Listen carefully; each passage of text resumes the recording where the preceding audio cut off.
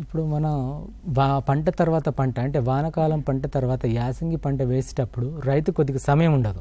ఆ సమయం ఉండకపోవడం వల్ల రైతు ఏం చేస్తారంటే కొద్దిగా టైం ఉంటే ఏం చేస్తారంటే నీళ్ళను కలిదున్నుతాడు, లేదా సింగిల్ సూపర్ ఫాస్ఫేట్ని వేసుకొని నీళ్ళని ఇచ్చుకున్న తర్వాత దాంట్లోనే పడ్లింగ్ చేయడం వల్ల కూడా మనం దాన్ని అందులో కలిదున్నవచ్చు. కొన్నిసార్లు ఈ కాల్చివేయడం వల్లడం వల్ల ఏమవుతుందంటే నేలలో ఉన్న సూక్ష్మజీవుల సంఖ్య తగ్గిపోతుంది. అదేవిధంగా నేల కాలుష్యం జరుగుతుంది, నీటి కాలుష్యం కూడా జరుగుతుంది. అలా చేయకుండా మన యొక్క పనికిరాని యొక్క వ్యవసాయ వ్యర్థాలను మనం అక్కడే నేలలో వేసుకొని మనం శ్రెడ్డర్స్ లాంటివి ఉంటాయి అన్నట్టు.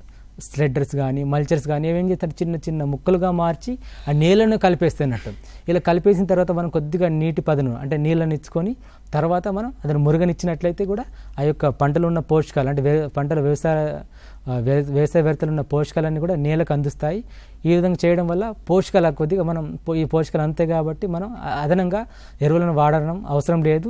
తర్వాత ఎరువుల ఖర్చు కూడా తగ్గుతుంది, తర్వాత నేల కాలుష్యం కూడా కాకుండా చూసుకోవచ్చు.